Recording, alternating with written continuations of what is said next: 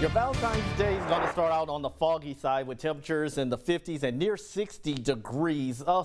Few isolated showers can't be ruled out at any point during the day, but overall, majority of us should remain dry during the daylight hours as highs top out in the 70s. The big story is the first alert we're issuing because of weekend thunderstorms. A few of those storms could become strong to severe, mostly for Saturday night into the pre-dawn hours of Sunday. So we've got a majority of the viewing area under at least a level 2 out of 5 risk of severe weather for Saturday night. Now, Sunday morning, residents from New Orleans, especially anyone east of Interstate 55, could still pick up on a few early morning strong thunderstorms, but the big concern is going to be the potential for damaging wind. That is the primary threat.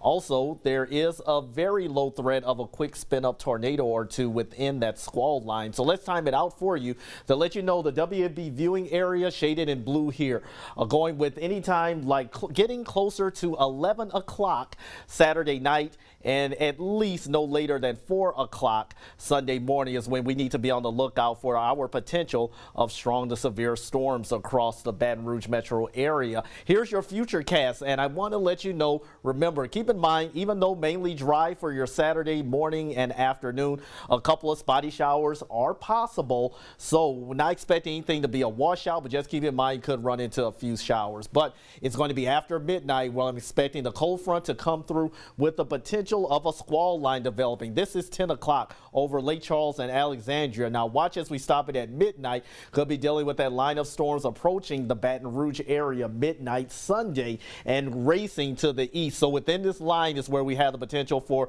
some gusty, damaging wind and a couple of tornadoes possible. But remember, the main threat is going to be the damaging wind. That gets out of here by the early morning. The good news is that mainly dry weather for the rest of your Sunday, but notice we could get a little bit of wraparound moisture, which may cause a couple of spotty afternoon showers on Sunday. So for the most part, Saturday, Valentine's Day looking good as a whole. It's after sunset, especially after midnight, where we have to watch out for that storm threat. And some of those stronger storms could produce anywhere from at least a half an inch of rain. Some places may get a little more than an inch, just depending on how quickly or how slowly those storms move. As far as after this event, it looks like our rain chances are going to be near normal, but the spring-like weather is going to be persistent as we go through the end of the month. So for now, not seeing any freezes in the long-term forecast for the moment.